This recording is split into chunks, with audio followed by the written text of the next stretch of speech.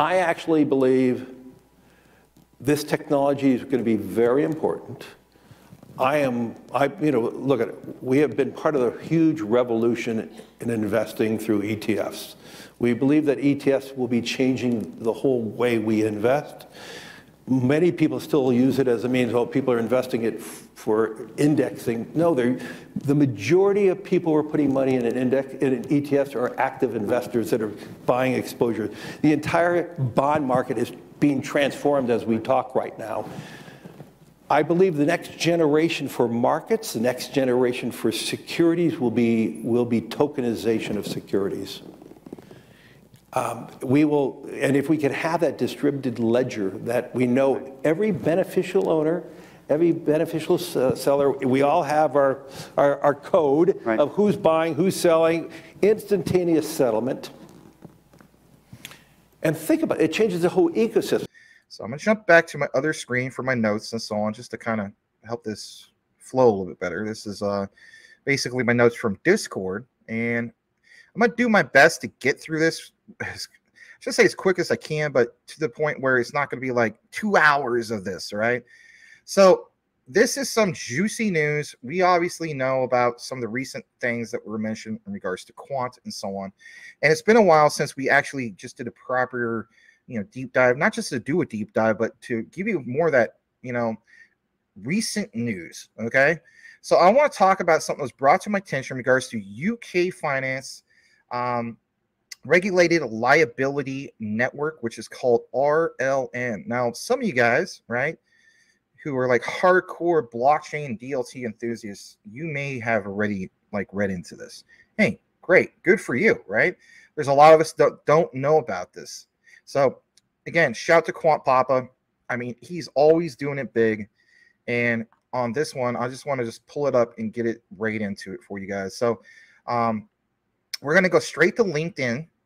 And here it is. Let me just share it. Not really a big fan of LinkedIn sometimes, because sometimes they just want to spam the crap out of you. But anyway, so let's start it off with this. Okay, UK finance. We're always talking about Bank of England, Bank of International Settlements. Well, what is this new thing? Okay, we got to give you something new, and especially if you're a quant holder. So right here, they said, with thanks to partners at EY, this video features participants in the UK regulated liabilities network discovery phase report sharing their thoughts on the value, right? Our RLM that we just introduced. They, of course, have this whole thing with the UK market, and they also have this thing making regulated money smarter. Who is also helping them in regards to make things smarter or easier or more innovative, right? You know where we're going with this. You've seen the interviews. You've seen Gilbert Verdian talk about this. You've seen Martin Hargreaves talk about this. So, again, let's jump back. On Monday, September 4th, RL and Discovery Phase report was published. They, of course, have more about this, and I want to play this for you. It's 5.5 minutes, but after we get this video finished, it will give you a little bit more of an idea of why we're putting some emphasis on this, and you better believe we're going to tie this all in. Some big things, right? I think there's even an Amazon reference at some point. Now, you may think that's crazy. Stay tuned for that. Let's go ahead and play this. Please smash the like if you haven't done so already. And by all means, if you haven't done so already, please subscribe and hit that bell notification.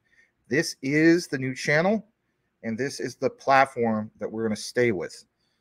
Thank you for being here. It really means a lot. Here we go.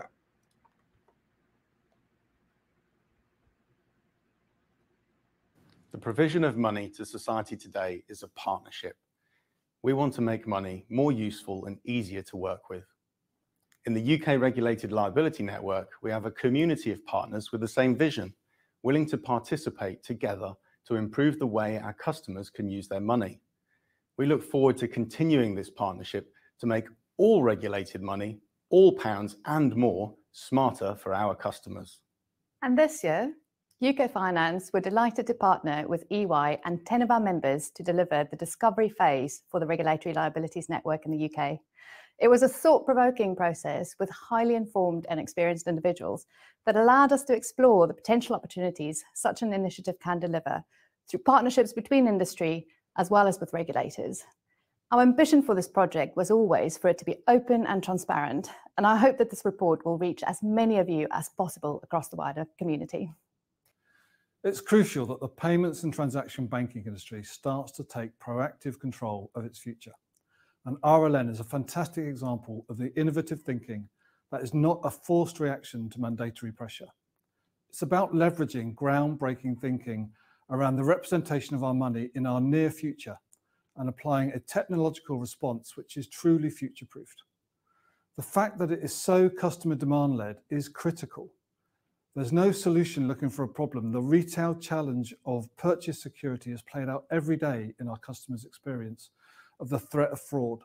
Using RLN to create contractual security of the exchanging goods and value would be a hugely valuable step forward in our fight against crime and to protect our customers.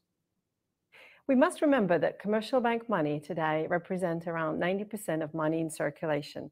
And I'm very excited about the RLN vision that brings together all regulated digital currencies and assets, allowing them to interoperate on the same platform. I'm excited about the RLN concept because it's a global and inclusive initiative which supports both domestic and international use cases. Being available 24/7 and using new technologies, it has the potential to transform the way regulated liabilities, such as payments, are securely cleared and settled. It has the power to significantly improve customer experience and will provide banks with operational efficiencies.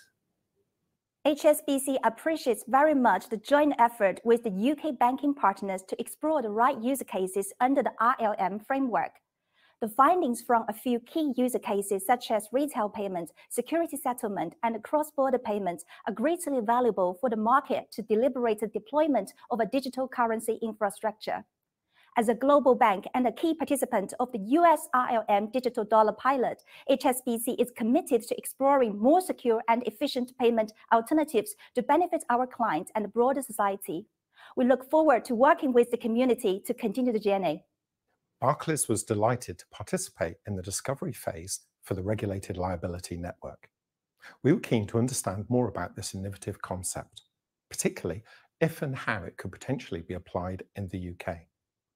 Our interest included exploring how such a network could provide a common overlay across different forms of retail money, including providing orchestration and programmable payments in a functionally consistent way across not only money on an RLN shared ledger, but also across money on other ledgers, such as those in commercial banks and the central bank. It's great to see the financial services delivering initiatives that are widely supported by organizations and individuals across the public and private sector, and which seek to solve mutually important challenges across the industry. It was an honor to lead Visa's participation in the RLN discovery phase, which seeks to enhance settlement efficiency and maintain the uniformity of sovereign money, and a privilege to be able to partner with experts across the broader industry to evaluate opportunities to drive beneficial outcomes for the market as a whole. The RLN discovery phase made great progress, and at Visa, we're really excited about the future potential of solutions in this space. So what excites me about the concept of a regulated liability network is its systemic approach to providing a layer of orchestration and programmability within the financial sector. It involves a structured framework leading to informed decisions while considering potential risks and liabilities, at the same time enabling transparency and enforcing regulatory compliance.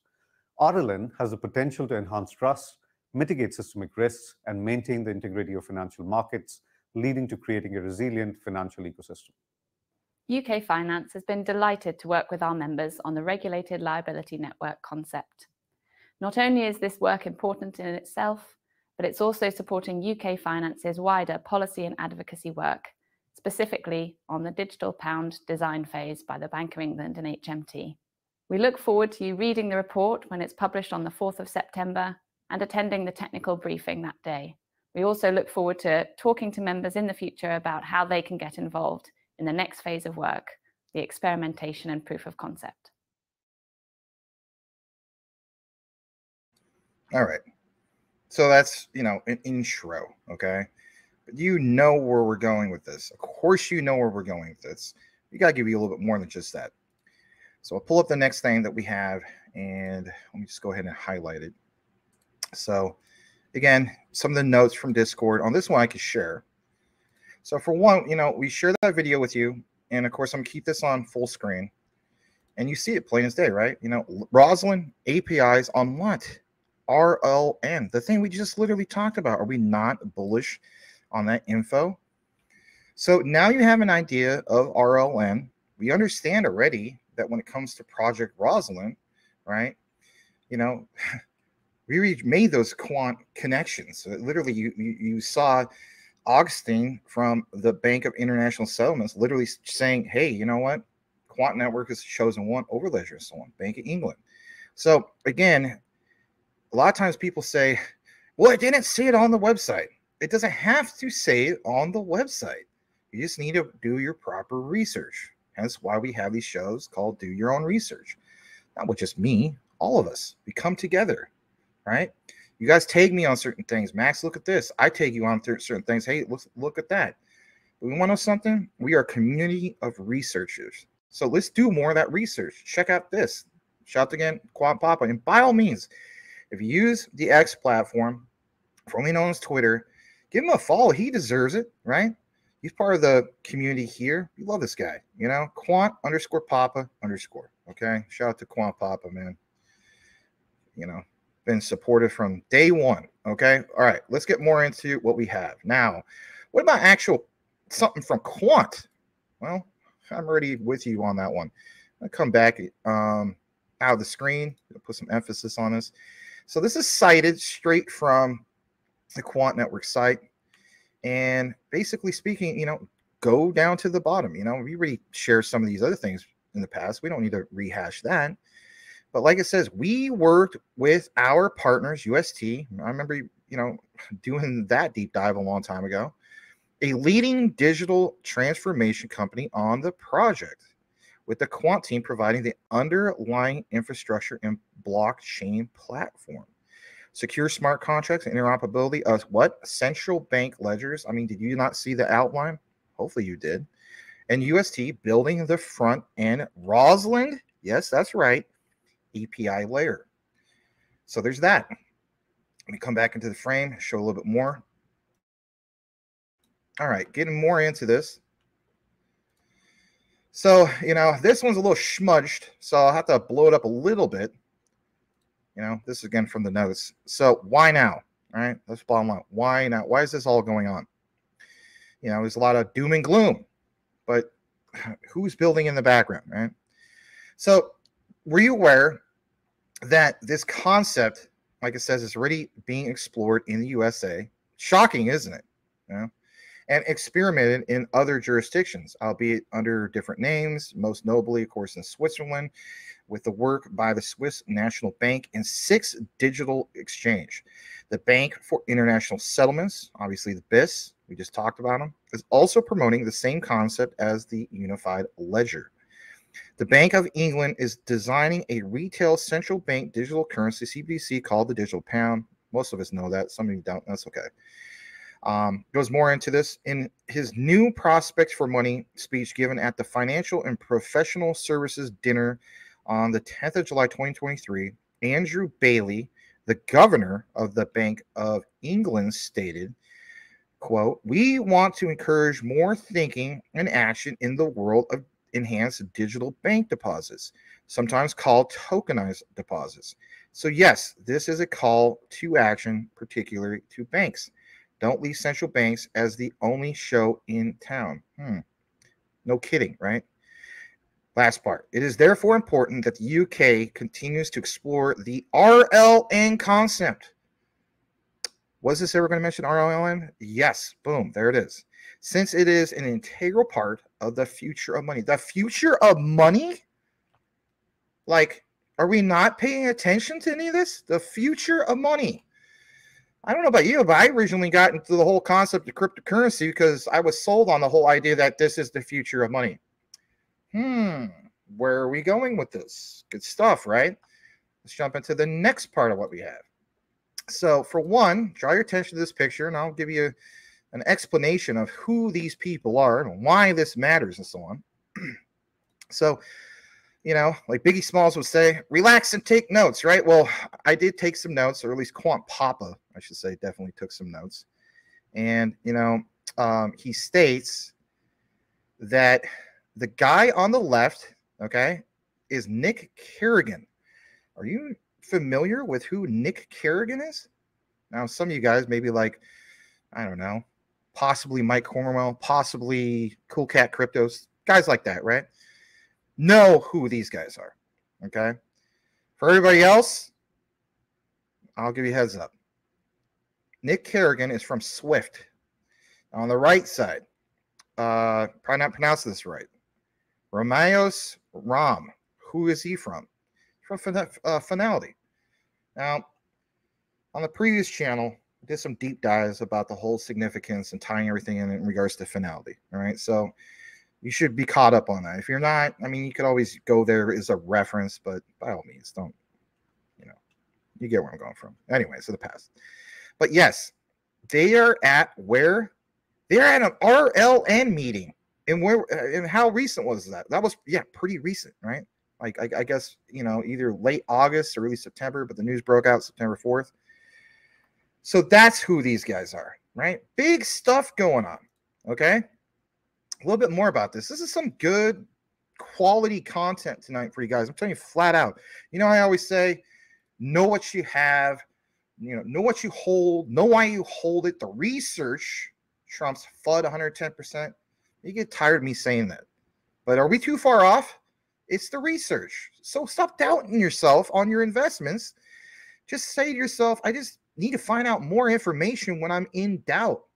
And also say to yourself, use XDC as an example of, you know what? They were building in the background for, the longest time in crypto winter of 2022. We're still in crypto winter, obviously, But they really did some big things. Things got really quiet. We saw the FUD.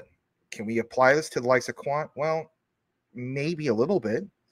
But the key thing is now seeing some of these things that are coming out, right? So again, let's get more into this. We'll jump over to this. And the cool thing about this is this lady right here and the quotes and so on. So for one, this is Eileen. I don't want to say Elaine. No offense to my ex, but shout out to her. We're good friends. She watches sometimes. Thank you for watching, Elaine, if you're watching. This is this might be pronounced Elaine. I don't know, Eileen. Anyway, this lady, she's thanking Robert Wigley, OSTJ, BSC, and all these other people, FCA, for a great event, the future of regulated money. Now, remember how we talked about future money? What about the future of regulated money? Is that the whole point?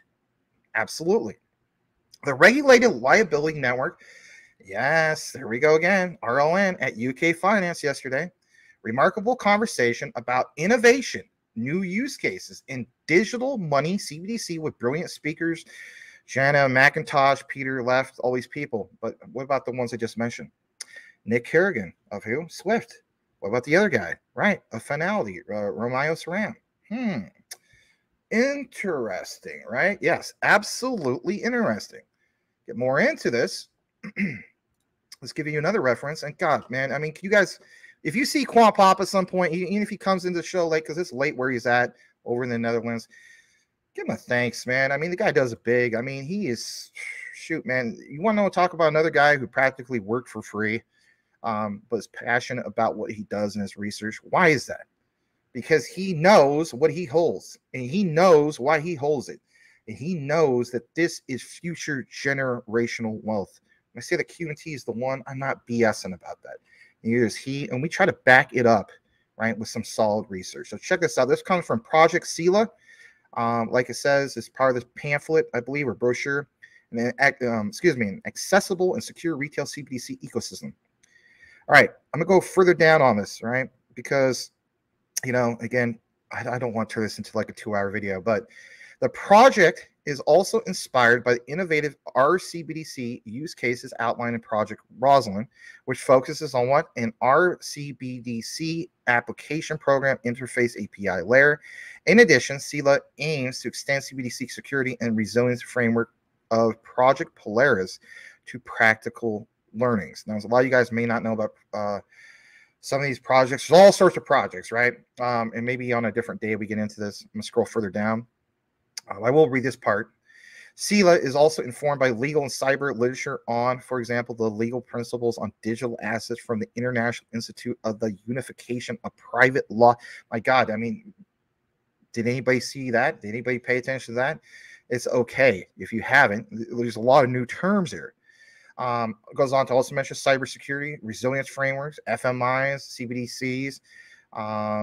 How about this Committee on Payments and Market Infrastructure, CPMI, the National Institute of Standards and Technology, the NIST, the Atlantic Council and Woods and a Boney, aside from 2021, Foundation of Existing Work and Literature. You know how we always give you those visualizations that show how all this works? Sorry about that. But yeah, I mean, you see some of this stuff, right? So Project CELA is right in the middle, and it has all these other things. But I want to draw your attention to the bottom left. And if anything, I'll come out of the frame for this one. I'll show you guys this. So focus your eyeballs on the bottom left area. All right. See where it says literally Project Arum and some of these other ones. But what is the ones that we already talked about and already established in, the Quant Qnt Project Rosalind, right? So even though we're just recently talking about Polaris and some of these other ones, you really see how this is connected to all this. Now, of course, that is all under the BIS umbrella. I know it's hard for you to see this, but again, this is just a screenshot. So that blue color represents what BIS is tied into, okay? And on the far, not the far right, but the second to the far right area, you have, of course, which is the yellow orange area, digital euro, Bank of England digital pound. So again, that connection, because we're always going to reference Bank of England and also the BIS. Okay, the legal side of it is also this other one on that new term that you didn't know about, which is called UNI Droit. All right, I'm gonna get more into this.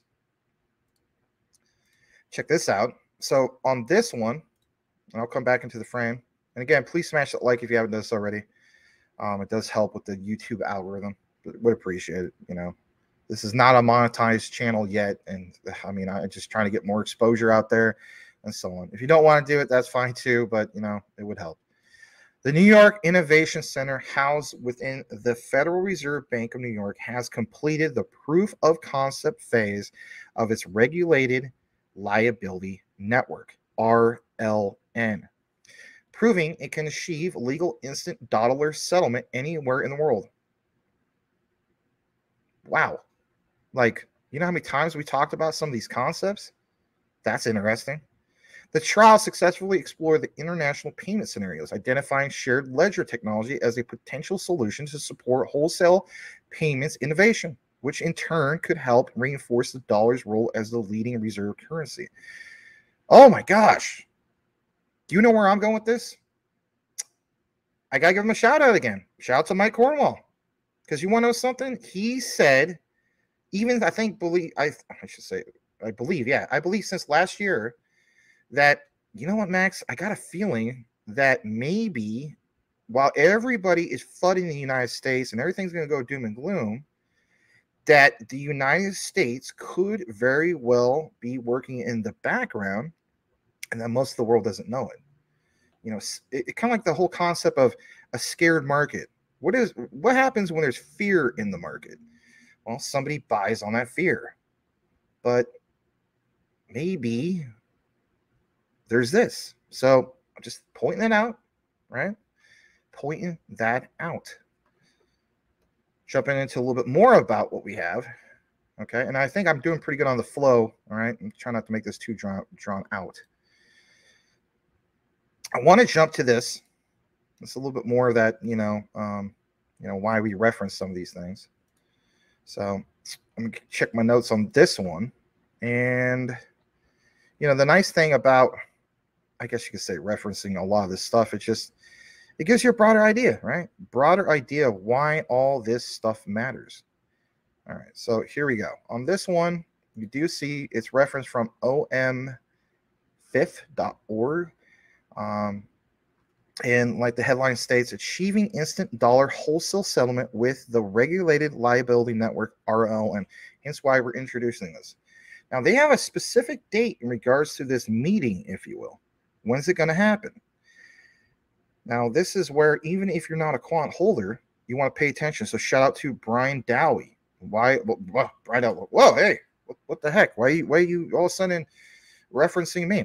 Because Brian, I know that you're probably watching or listening, but you are focusing, and a lot of us are focusing on some dates in regards to like Ripple and so on, and rightfully so. I mean, I'm a big holder of Ripple's XRP and so on, but some big dates by the end of September, right? What about this thing? You know, is there not enough people talking about what's going on with this? So Friday, September 22nd, between 10 and 12,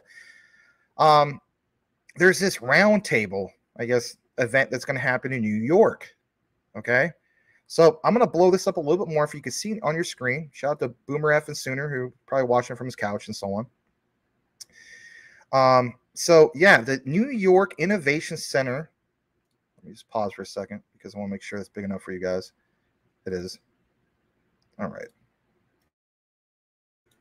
Excuse me.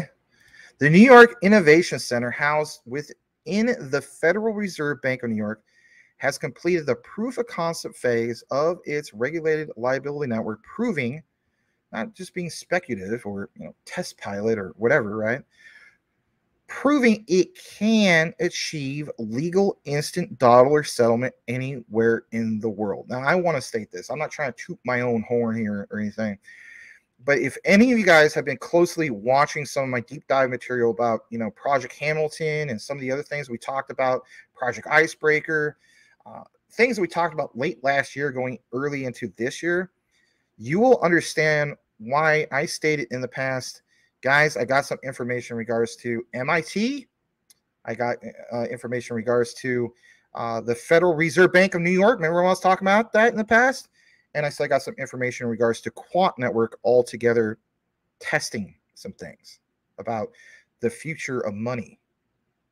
Funny how this all works out, right? I wasn't making that up. So here's the thing.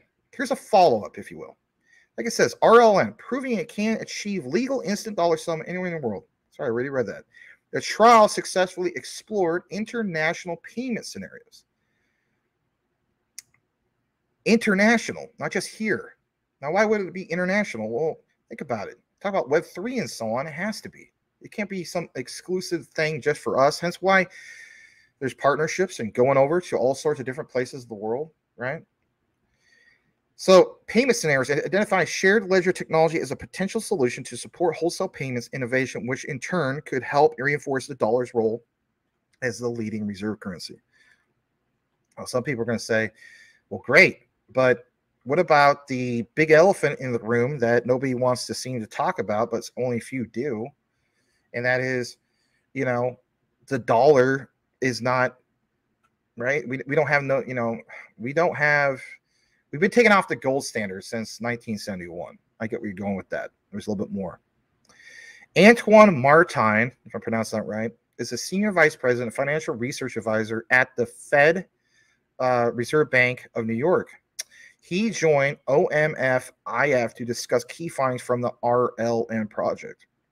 They're going to explore, of course, opportunities of DLT and what it could bring to improve the coordination of settlement, including efficiency, security, transparency, wholesale payments, all the stuff we know.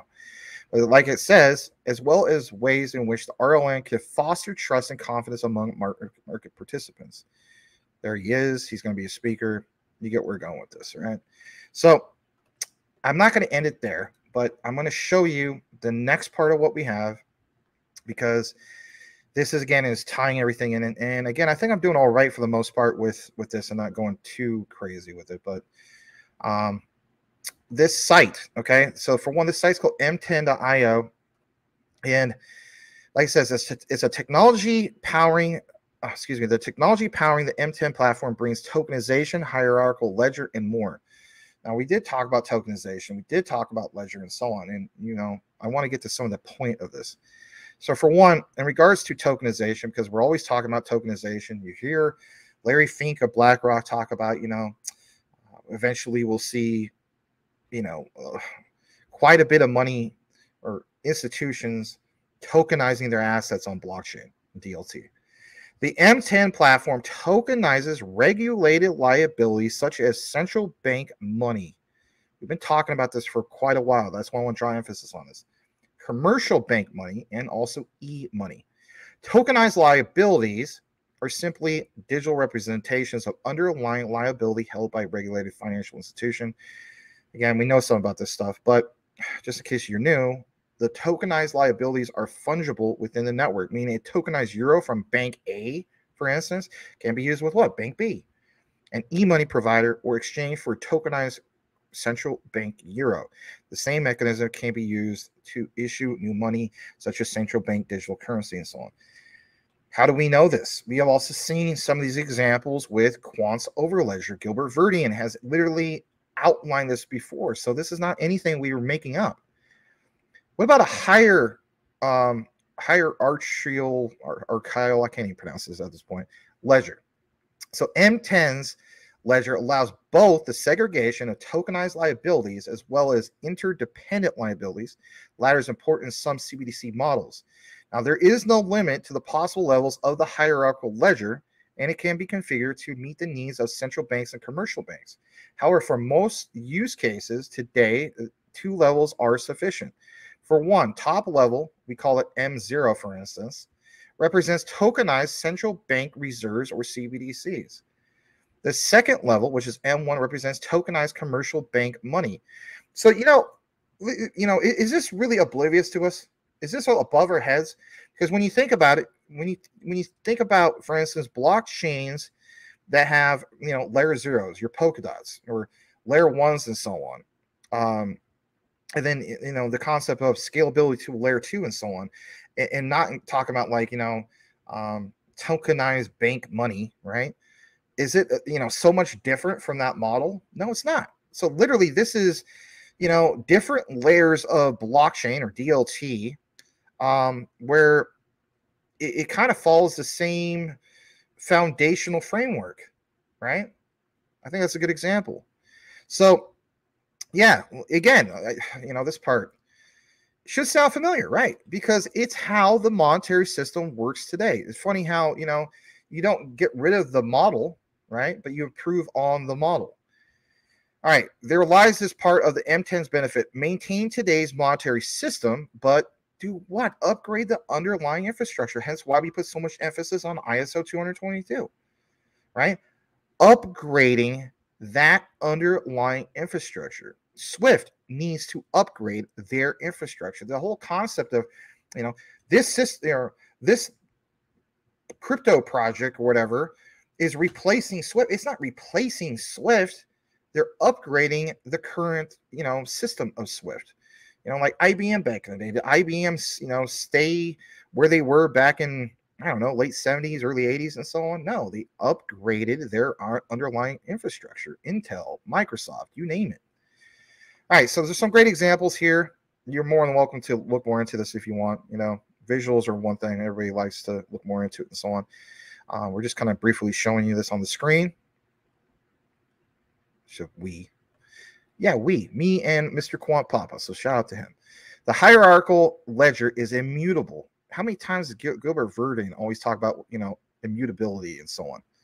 And operated by proprietary permission blockchain. I mean, everything that you see here is literally outlined on the Quant Overledger platform. What do they call it? Trailer, when they did the unveiling.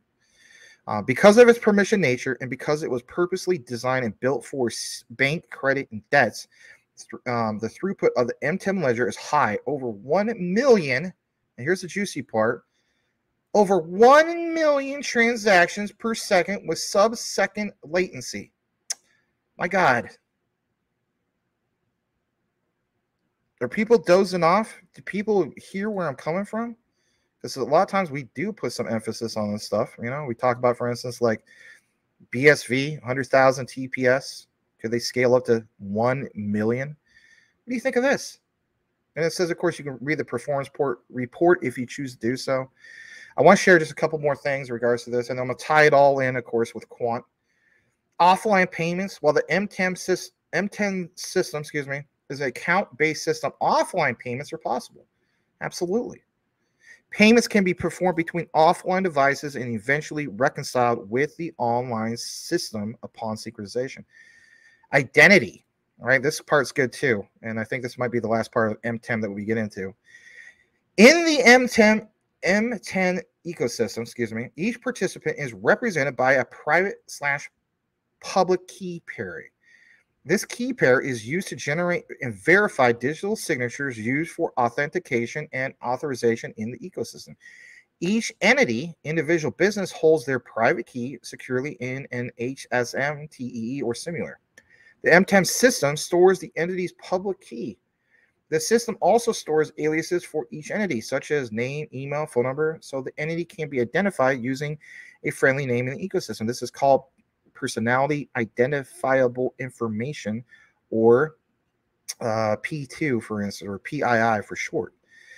All right, this last part. Public keys are, of course, publicly accessible, whereas PII is stored securely by encrypting the data on disk. A little bit more of the educational side, just to kind of have you understand all this stuff. Now, you did see this example, and I guess Quant Papa wanted us to have that visual. So again, there's a lot of visuals, but on this one it says regulated liabilities network, fractionalized reverse reserve banking, MO issued by sponsor, excuse me, bank A, B, and C. You see how this is all connected? And we're talking about those layers, right? Guys, this is not beyond your head. Maybe you think it is, it's not. So literally, you got to look at it this way. There's, just like regular blockchain, I should say regular blockchain, but blockchain, you have your layer zeros, right? So MO or M0 issued by sponsor bank A, B, and C. You can see that's like your layer 0, if you will, bank A, B, and C. Then how about your next year, like your layer 1, in this case M1, bank A, B, and C. What about with the customers? And again, this is why you wanted to point some of this out, for you can understand it. But yes, 1 million transactions per second. It's not a typo, with sub-second latency. My goodness. And, by all means, check out the performance report. Nothing being made up here. All right. So let's jump more into this. So earlier we talked about the concept of Swift, okay? This is great because we're going to tie it all in. Lots of talk about Swift. So shout out to this person, Anders. Obviously, we reference ISO 222. Let's do it. I know Mike Cornwell does a lot, right? So ISO 222, let's do it. He posted this on September 12th. What is that, yesterday? Yeah, yesterday. He states, confirmation from Swift, quote, it's a misconception that ISO 222 is just messaging. It is more than that. I've stated that for over a year. I said that, it solves so many things that people don't give it credit for. For instance, message truncation. Me hosting game servers and so on, I know all about messages truncating. When a message truncates, it's because there's character limits in the message, right? So for instance, Twitter is a great example. Remember how there used to be only like 45 character limit? Well, what if Twitter didn't, maybe the reason why Twitter had that set up like that, even though people were like, oh, you just want to see a quick tweet, maybe, we don't know this, but maybe it's because a message is truncating. You get a whole bunch of big, giant, huge blocks of messages, and then you send somebody a message like overseas and so on, and then they get it on their screen, like for instance, somebody that lives in Russia and so on. They see that message, but they don't have the same alphanumerical, keyboard layout that we have, right? It looks all funky to them. So they get part of that message. Well, vice versa. Are you aware that ISO 222 solves that, right? Sends the message over to somebody overseas. I always use the example of, the Bank of Athens. Why is that? Because, while that language and characters seem kind of similar to English, you got to keep in mind. I mean, think about how colleges are, fraternities, sororities, and so on. Alpha, like me, I'm part of Alpha, Beta, Kappa, right? We have a funky looking Greek looking thing, right? But it's a different alphanumerical code. So we can send a certain amount of English to the person, but then if they send back a certain amount of their own language, again, the message gets construed, truncated, and so on. ISO 222 helps this, right? It's a way better type of system compared to the old MT messaging layer. So this lady here, is going to get into why this is just more than messaging. This is 2 minutes. This is good stuff. And then we will give you some more to round things off with our quant coverage. Here we go. Smash that like. ISO 20022 is called and recognized as the standard of the future. And I remember I briefly touched this topic at Hong Kong Blockchain Week. Can you please tell us more about how this standard is applied? Sure. So ISO 20022 is a standard that's been in development for more than 10 years. And it's not just a messaging standard. That's kind of a misinterpretation of what it is. At its very base, it's actually business flows. So for example, when you're doing a payment, what does that look like? Who are the parties involved? What information do they send to each other, et cetera, et cetera. When you break that down to its components, you end up actually with a very rich kind of data dictionary, which allows you to reuse these components in different ways, like a recipe book. So ISO 20022 absolutely is pervasive in our industry. It's used across payments, securities, transactions. And the reason that it's done so well as a standard is really because of its flexibility and also the fact that it's an open source standard. So anybody can go to ISO20022.org and get the information on the standard out of that. But why it's important from, maybe I'll talk first from a payments perspective and then from a securities perspective, but why it's important from a payments perspective is it allows innovation to grow. So it provides a base about how people interact, so a language, and then on top of it, it allows innovation to grow from there. So I'll give you an example of that. For example, in Australia, there's a real-time payment platform called MPP. That Australian platform actually does person-to-person payment transactions within, let's say, less than 10 seconds. It does this transaction. And that's all based on ISO 20022. The idea is to then, on top of that, build a layer that allows fintech companies to plug into that fast payment utility. And that will allow those fintech companies to be able to offer services to the market. For example, let's say you want to get a mortgage and you have to do all the document checks, you have to do et cetera, and then that results at the end of the day into a payment of your deposit. That could be a fintech company sitting on top of that does document checking and eventually helps to initiate the payment. And what that allows you to do is, because we've agreed on the business standards and how you, for example, initiate payment, it's then more interesting and easy for fintech companies to be able to grow on top of that, because they no longer need to worry about how do they communicate with that real-time payments platform, how do they communicate with the banks. That basis is set and it allows innovation to grow. Another example of that is we do a lot of work with the World Wide Web Consortium around payments and how payments go from a web browser. So we worked very closely with this group over the years, which includes the like of Google, Apple, et cetera, who are all looking at a common standard on how to do payments. All right, so there was a reply in regards to this video, and I also want to show you that as well. And that's good stuff, right? It's a good explanation. Because, you know, some of us know a little bit about this and some of us don't know all about it and so on. And if anything, it was a little bit more educational for myself and so on. So I'm going to go further down into this.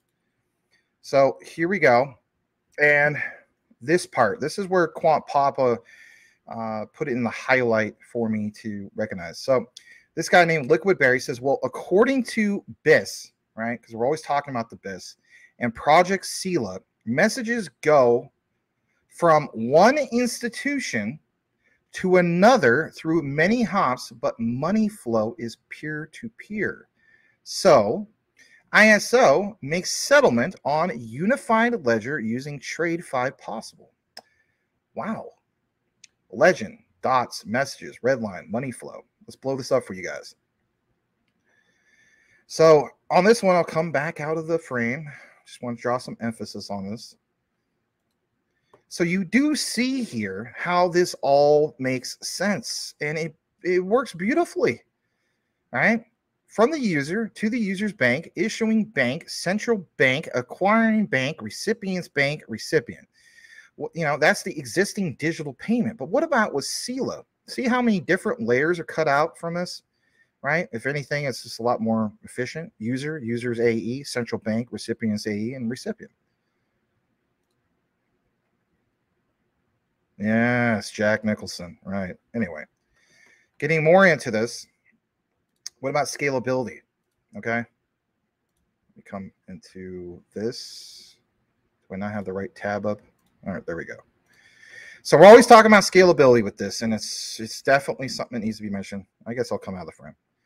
So the M10, you guys may be wondering, Max, you know, you gotta get back to the whole point of M10. Yeah, it's a flow. We connect the dots, right?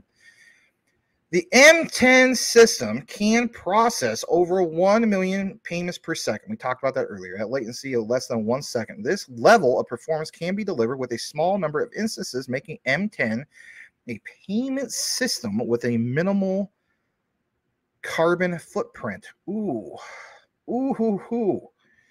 Wow. How about bank integration? Because we're always talking about that all the time, are we not? M10 was designed to allow central banks and commercial banks to be quickly integrated in one of two ways. The bank consumes the M10's APIs. I wonder the quant connection with that one. M10 consumes the bank's APIs. Well, I think I already read that. The bank consumes the M10 APIs. M10 consumes the bank's APIs. Excuse me. No part of the M10 cloud runs at the bank. That's interesting. Why would that be? Think about it. Maybe for security reasons, right? I mean, after all, we're talking about banking, are we not? All right. How about this other one? Okay. Let's pull this up. I know I'm out of the frame. I'm going to keep it there for a second. So Quant Papa also wants to draw some emphasis on this. You know, again, great researcher, right? Probably one of the best when it comes to quant, if not the best. Shared ledgers, custom assets, shared services. Remember how we just showed the previous example, like not on the cloud. So, you know, an FX exchange, contracts engine, directory, AML, CFT. Where's the United States in regards to all this? Well, you do see where it says, for instance, payment, bank A and B, notification, Alice and Bob, right? Just examples. What about in regards to the EU and how that operates? Well, very similar, right, to the United States. If anything, yeah, it's like spot on. Germany doing the same thing. The instance in the United States is operated by the U.S. operators, so on and so forth. But the point is the visual. You know, you got to have something. We're not just going to say, oh, yeah, you know, it's not going to be on the cloud for a reason. Boom. Getting more into this. Let's see here. I think we already showed you guys this example. Oh, you know what? Maybe we didn't. All right. So earlier saw the whole example we mentioned earlier. We did reshare that, so I apologize. Let's go to the next one. So on this one, again, you know, where is this reference from? Well, here you go. M10 is right there. Where? Where, Max? Are you kidding? It's right there with the BIS Innovation Hub. It's on that particular pamphlet, on that particular brochure. So are you just pulling stuff out thin air? Some people say, oh, I want sources, you know. Quant scam. No, not scam. You know, the BIS is not going to get involved with anything that's scammy, right? Neither is the Bank of England. But they're connected to people that already have the experience. Gilbert Verdian has had experience for decades, right? That's the bottom line. M10 BIS Hub, Innovation Hub. You have FIS there. You have, what else is referenced here? You know, Hong Kong Monetary Authority, Clifford Chance. Now, we're going to get into why Clifford Chance is somebody you want to pay attention to here in a bit. But I want to jump into this. And again, I was trying not to make this the longest thing, but this is good stuff. I mean, this is good research. I mean, not all the time we can bring this to you, this bullish news in regards to quant. So we talked about RLN, right, earlier, and gave you that intro. And again, this is tying everything in. So key considerations for an RLN system. An RLN should ultimately be able to tokenize and exchange all types of regulated liabilities, for instance, central bank money, commercial bank money, electronic money. I think we mentioned some of this stuff. No, we didn't. And even stable coins. So how many times have we mentioned, you know, will this platform be used for stable coins? We already established that, right? You know, and then also the World Bank, you know, I know we're talking about quant, but, you know, recognizing Ripple's XRP and Stellar's XLM as, you know, global stablecoins. Literally says it right in their pamphlet, brochure, where you want to call it, right? So it says if and when regulated, right? If and when regulated. Well, this is all coming sooner than I think most people think. I've seen some people say, no, they're pushing this off to 2030. No, they're not. Everything is going to be well done before 2030, right? Like we talk about flip of a switch, it's like everything's established at that point. It is 2025, late 2025, that moment where everything is finally fully implemented, then boom, flip of the switch. You know where we're going with this. All right, it says, for the purposes of this paper, we focus primarily on central bank money and commercial bank money, which they believe will be the foundational to most RLNs. The functions of the M10 platform, again, let's circle back to M10, that we describe below apply to all, yes, all regulated liabilities. So let's take a look into this. And there's not a lot, so don't worry. The shared hierarchical ledger, a key requirement for an RLN system is to enable the tokenization of both central bank money issued to commercial banks, are you with me, and commercial bank money issued to bank customers. At M10, they implement this through the use of shared hierarchical ledgers. The central bank portion of the ledger is called M0, and the commercial bank portion of the ledger, we were explaining this as M1, M0, and M1 are distinct but join in hierarchical fashion. I'm probably still not pronouncing that right, and I apologize. You do see that example, what they just mentioned, M0, M1, we won't get more into that. But on the very bottom of this page, and again, this is from this pamphlet, booklet, where you want to call it, in figure 1, the reason why I point this out, this preserves the two-tier monetary system. So we're always talking about what is the, what will the new monetary system look like? Guys, I mean, maybe you think this is boring because you don't see Quant going to like $10,000 overnight, and we're still at like under 100.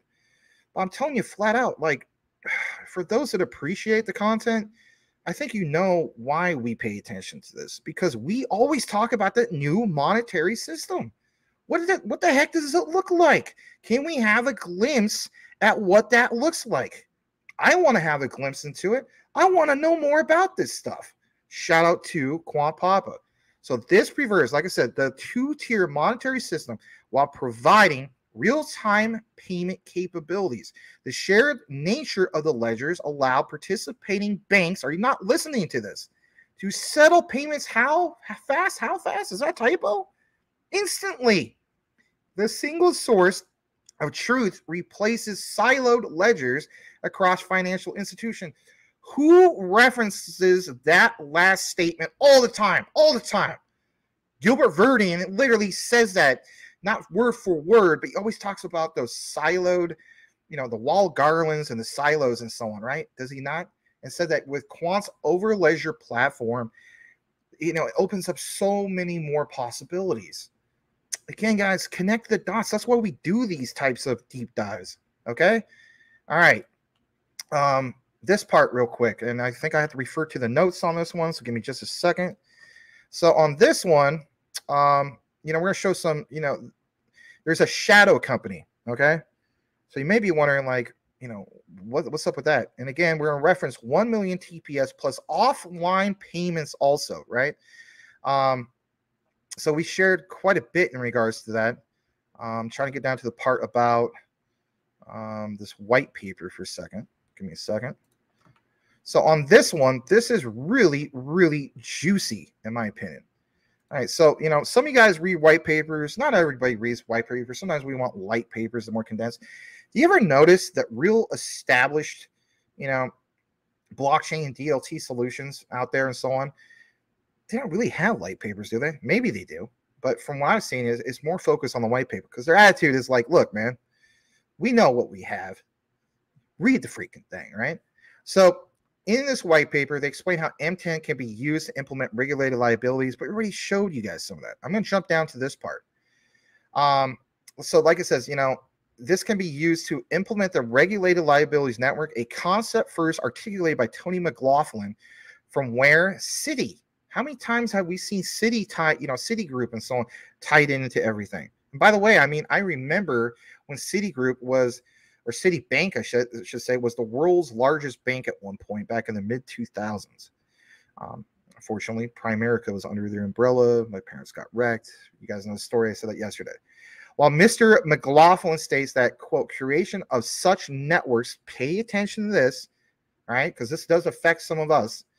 Creation of such networks may seem like a pipe dream. Like some people are still saying Quant's a pipe dream. Are you kidding me? Are you kidding me? Anyway. This paper is intended to be a companion to the Citi paper and demonstrate on how seeming a pipe dream can be realized today. Oh my gosh, right? If the Citi paper describes what of RLN, this paper explains, our vision of the how. Again, we're not going to get into the whole thing of, the full white paper. That would take forever. But back to the M10 example. And thank you so much to You guys are tuning in. Please smash that like. I'm really glad to see more people tuning in, right? Especially for this new channel. The M10 platform delivers a high level of performance. Obviously, we talk about 1 million TPS. My God. Availability and security. To do this, M10 needs to mitigate several attack vectors while maintaining extremely high throughput. Here we describe how, basically. So, you know, we talk about these things being tested. They got it, of course. So they got to be tested. A lot of money is going to be coming into this. Institutional money. How long have we been talking about institutional money for? Since last year, right? Last summer, at least. I almost forgot. Summer's gone. The summer before last summer, right? 2022. So, yes, you know, M10 needs to mitigate several attack vectors while, you know, maintaining extremely high throughput. Here's how they do it. Again, is the security. So it's all there. You can look more into it if you want, but they have so many sections. System overview, M10 platform, payments modernization through deep payments innovation. This paper describes how to solve today's payments inefficiencies with payments modernization. Why? Because payments can be slow, insecure, vulnerable to money laundering and financing of illegal or illicit activities. Can we talk about this for just a brief moment? Can we not? So we're always focusing. A lot of us do it because we're just focused on, you know, we get tunnel vision when it comes to technology. We focus on the speeds and all that, and that's good stuff to do. But we got to talk about the security. So when we talk about, like, you know, will this blockchain solution or this particular thing, this example, like Quant's Overledger platform, you know, it has to be worth a lot of money because everything is tied into. We can talk about time is money, but if you're also creating not just a tool, but a platform that is, you know, saving banks, we're saving economies. Let's just be honest here. Saving economies of many countries, potentially billions, hundreds of billions. Let's be honest. I mean, you know, we talked about VET the other day, right? VeChain. So between China and the United States, that's like 400 billion that's lost between both countries due to the black market and so on. What about being able to have a tool, a platform, an operating system? We always call this the Microsoft of crypto. It's more to it than just that. My God, if you think about it and if research quant, it blows away any concept of what technically Microsoft does. I don't know if people would agree with that or not, but I don't think I'm too far off because you're creating a platform that saves economies money. I'm going to circle here. I apologize, but how much is that worth? I think that's worth a ton of money. Hence why some of you guys feel as though, like, you know what? Some of those statements of, like, Quant going $100,000 per QNT, is that so far off? What about higher than that?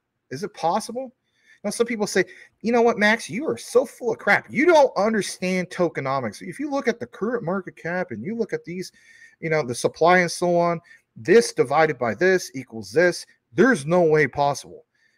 You don't want to know something? They've been saying that since literally when Bitcoin was, like, you know, when it went from being worth $5 in 2010 to $100. And then when it became $100, some people said the same narrative. And if you don't believe me on that, look it up for yourself.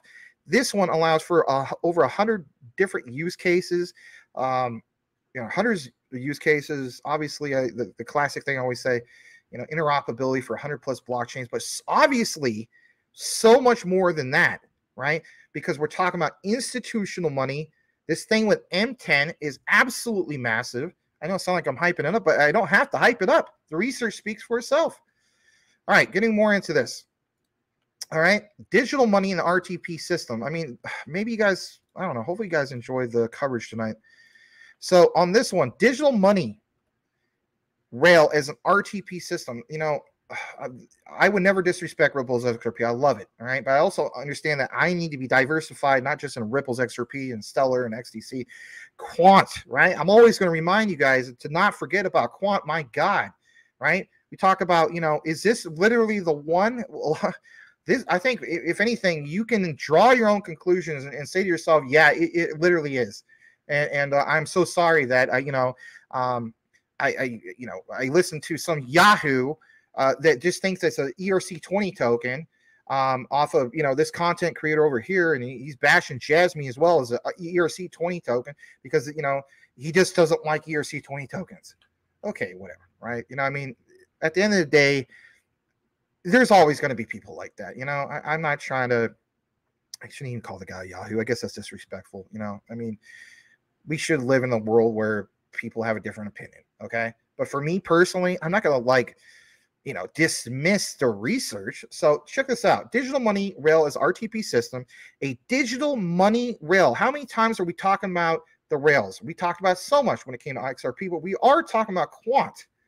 So these money rails provide the critical functions required by RTP system and as valuable functions such as instant cross-border payment and open APIs. A digital money rail would coexist harmoniously with existing payment rails such as an ACH, right? Countries which do not currently have RTP can transition to RTP through an adoption of the M10 network protocols with low effort. Check this out.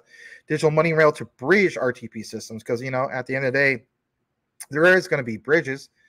For countries with existing domestic RTP systems, there is an opportunity to connect to other countries' RTP systems. This allows existing RTP payment instruments, for example, mobile apps, to be used, thus requiring only minimal change to the customer experience. Here's an example, right? A user of PayNow, for instance, in Singapore, could send funds instantly to a Swiss user or Swish. I didn't know they call them Swish in Sweden. I know in Switzerland, you're Swiss. That's interesting. I have to talk to my buddy. He lives in Sweden. I didn't know they were called Swish. Anyway, user in Sweden by simply entering the Swedish mobile phone number at the amount in the SGD or SEK. The payment was settled instantly. So we're not just talking about certain areas, like we talk about, the UK and all these other areas. No, we're talking about like the giant conglomerate of, the UK obviously broke off, right? We understand the whole thing about Brexit and so on, but, still this monetary system, right? Just because, there is the whole thing of Brexit and so on doesn't mean the UK is not part of it. I mean, if anything, they're the ones that laid down the framework. We already know that. All right. Figure 8 shows digital money rail connecting two RTP systems. And we gave you some other examples before, but again, check it out for just a brief moment. I can't blow it up more for a visual. Maybe I can by coming out of the screen. I want you guys to see this for a second.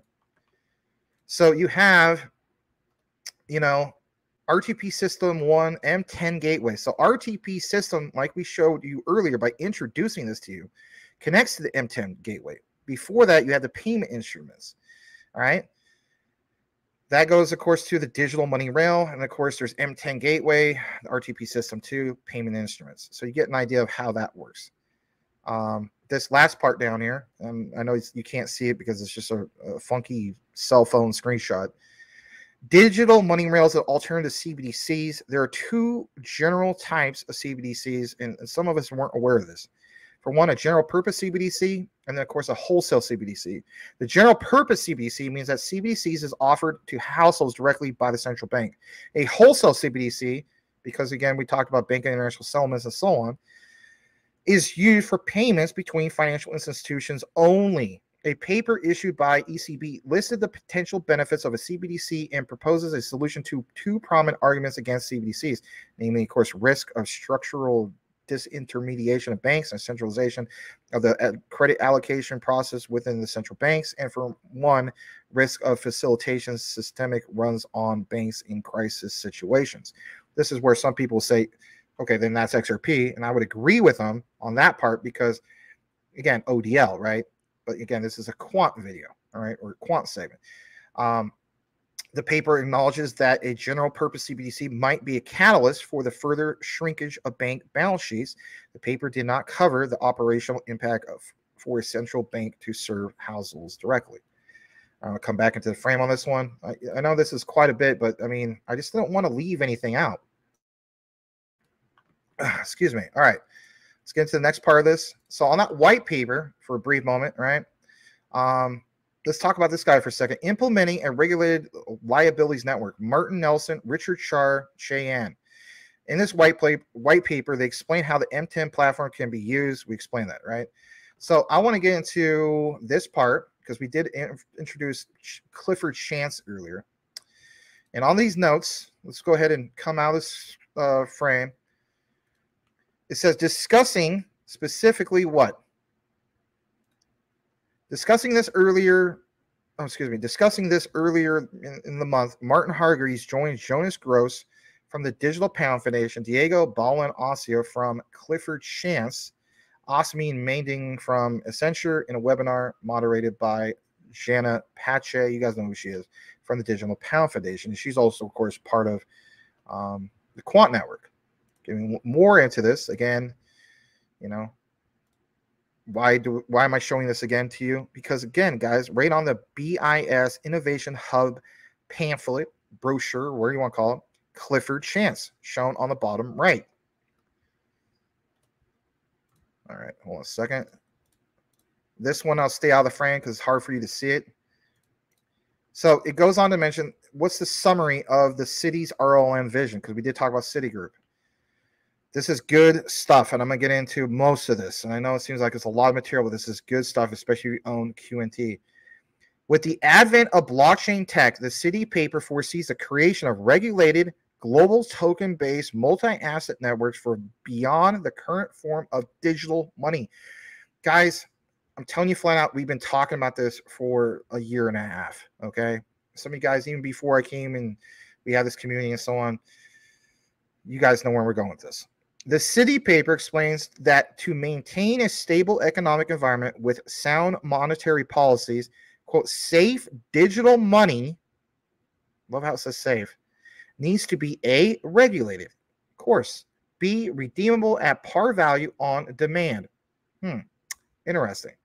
C, denominated in national currency units, and by the way, I'll give a JASMY shout out on that one because watch out for Japanese yen denominated stable coins coming up next year. Oh yeah, raise the roof. All right, sorry.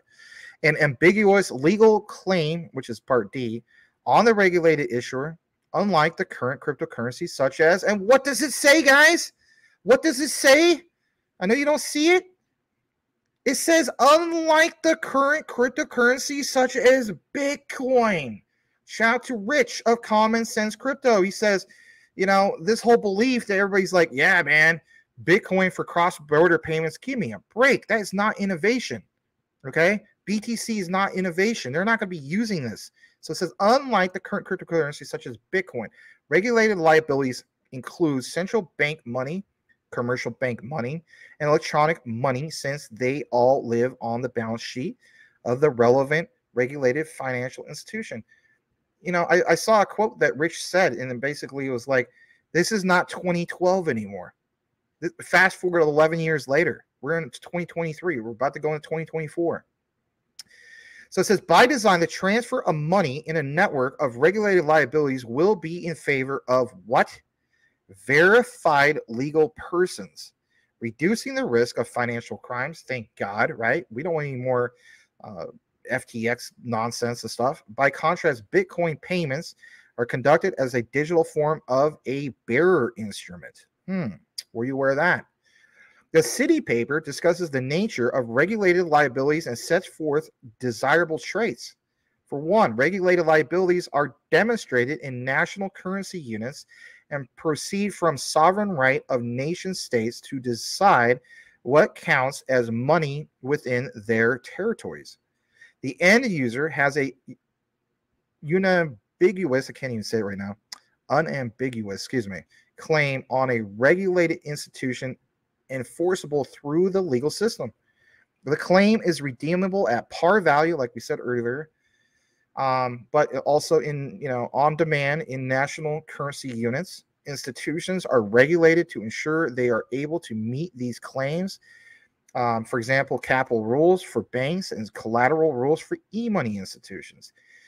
A little bit more about liabilities. The liabilities are fungible between regulated institutions. For example, a dollar is a dollar irrespective of the regulated institution holding the liability.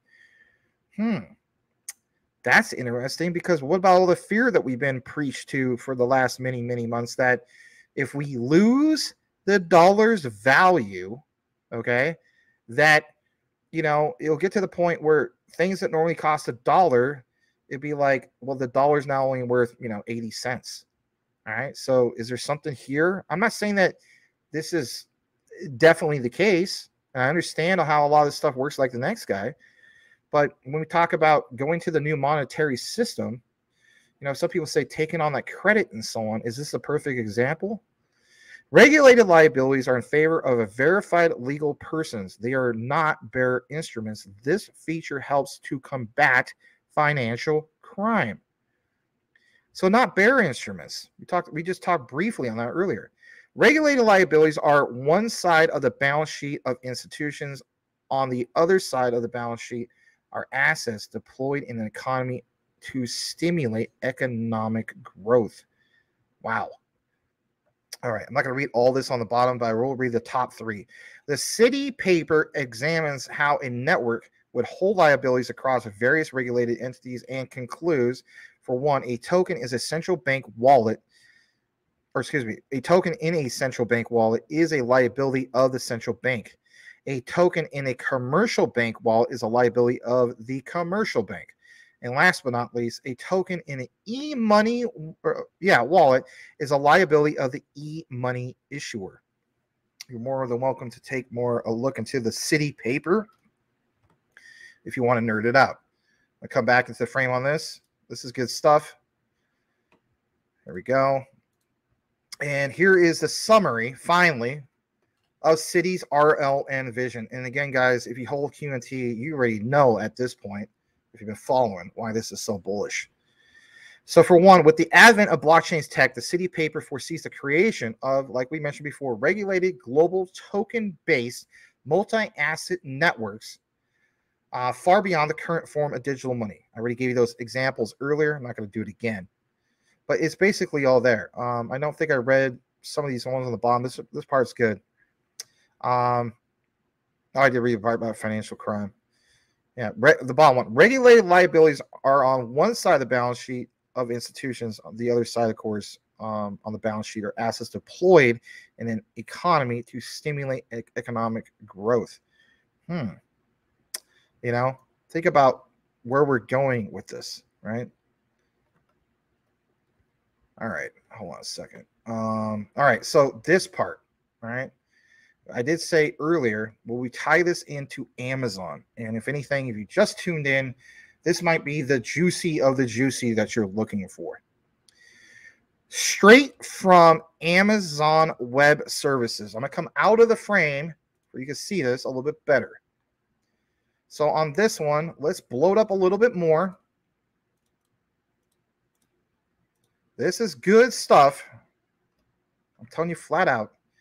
Yes, it's an old reference, but again, sometimes things are posted and some researchers and news reporters, or what you want to call them, they just don't see it. Shout out to Quant Qnt for really going above and beyond. All right. Don't you just love how we just tie this all in? Everything that you just learned tonight. Check this out. I don't care what the heck you're doing. Drop what you're doing. Unless, of course, you're like cooking something. You're going to burn your house down. I don't want you to do that. Look at this, because we did talk about DLT. And we did talk about all these things about 1 million TPS, right?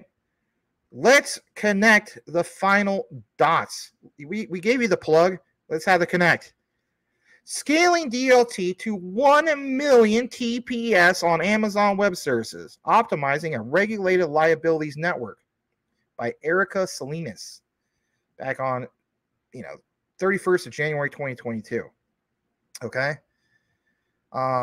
So yeah, SETL is an open source distributed ledger technology company that enables tokenization, digital custody, and DLT for securities, markets, and payments. In mid-2021, they developed a blueprint for a regulated liabilities network, RLN. Oh my gosh, I gotta come back into the freaking. I gotta come back. RLN. I know we lost some people, but want to know something? Boom. Boom. Wow. Unbelievable, right? RLN that enables holding and managing a variety of tokenized value irrespective of its form. In a December 2021 collaboration with Amazon Web Services, SETL demonstrated that their RLN platform could support 1 million transactions per second. These findings were published in their freaking white paper that we just literally briefly, showed you a little bit about some of this stuff. And that one's called the Regulated Liability Network White Paper on Scalability and Performance. This AWS hosted architecture scaled each processing component and the complete transaction flow. It was built using Amazon Elastic Kubernetes Services. What a name! All right, I can't pronounce it. EKS, Amazon Elastic Cloud Compute (EC2), and Amazon Managed Streaming for Apache Kafka MSK. Goes on more about the post, but it says, what is an RLN? Again, you already know what this is, right? But for the most part, I will read part of this because this is good, right? Because it's a little bit of a different explanation, but it says, in a regulated Internet of Value, Tony McLaughlin, and remember how we talked about him earlier? At some point, I think earlier we talked about him. A city proposed a single network to record ownership of multiple token types, each which represent a liability of regulated entity. Now, this part right here, how many times have you seen interviews from the big institutional players like Larry Fink literally talking about some of these things? You don't think that, for instance, BlackRock has big connections to some of the stuff. We talk about BlackRock owning a share of everything out there. So for one, I want to see if I can pull this up real quick. Amazon does BlackRock own? Yeah, how much of Amazon does BlackRock own? Let's share this for a second. According to the report, this is at least from Google, right? 3.73%. BlackRock Fund Advisor, 3.73% stake in Amazon. Okay. Now, what about this next thing? How much is Amazon worth? Boom, here it is. Amazon is worth 1.49 trillion. So again, guys, I mean, tying everything in. It's not that they own Amazon, but to own 3 whatever it was percent, I think that's a big deal, right? Yeah, 3.73. I mean, you guys could break that down, right? In that regard, right? And see how much that's worth. But the point is sharing some of this stuff with you guys and tying it all in. Let's reshare this from Amazon real quick. All right, here we go. So yes, the RLN would give commercial banks, e-money providers, and central banks the ability to issue liabilities and immutability record on all balances and owners because it is designed to maintain a globally sequenced set of state changes. And that word I always have a problem with, unambiguous ledger of token balances can be computed and updated. Transactions result with 2 or more ledgers. Updates are proposed to the network. They are authorized by all impacted network participants, ordered for distribution to participant ledgers, and then persisted by multiple participant ledgers. My God, this process is completed with 5 processing components. Again, it's just another example of what we showed you earlier, but I mean, boom, there it is. Maybe keep it on the screen for a brief moment, and it'll come out for a second. Just to kind of show you guys. Hold on. Hopefully you can see it. Yeah, you can see it. So there's this. And that's cool stuff, obviously. I mean, you can have an idea of how this all works. And if anything, maybe I'll give more of an explanation like on crypto Twitter. Let's jump back to the part about the 1 million TPS. Given the existing performance limitations faced by many DLT platforms. Again, guys, think about this.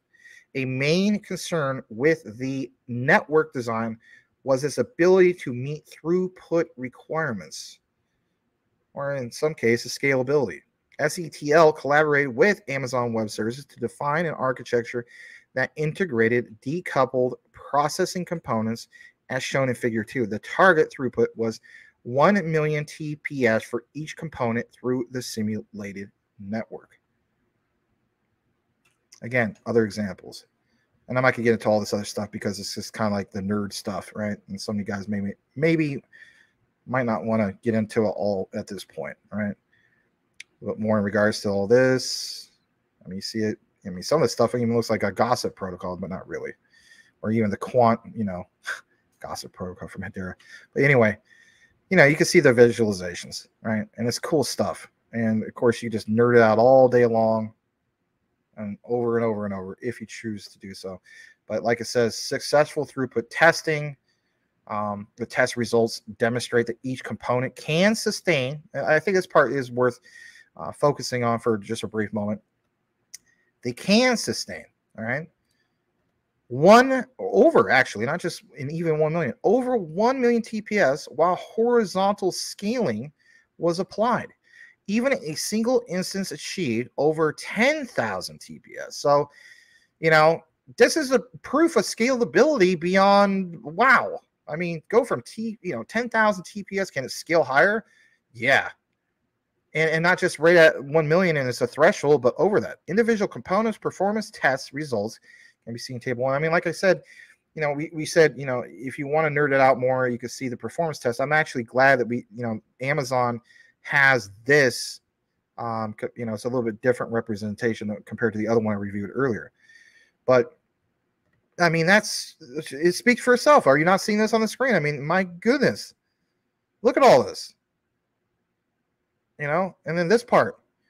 Network tests were performed with all components integrated to create a simulated RLN network. Again, RLN, that reference again. The tests were executed with transaction generation of 1 million TPS. Throughput was measured at the output of the final component state updater instances.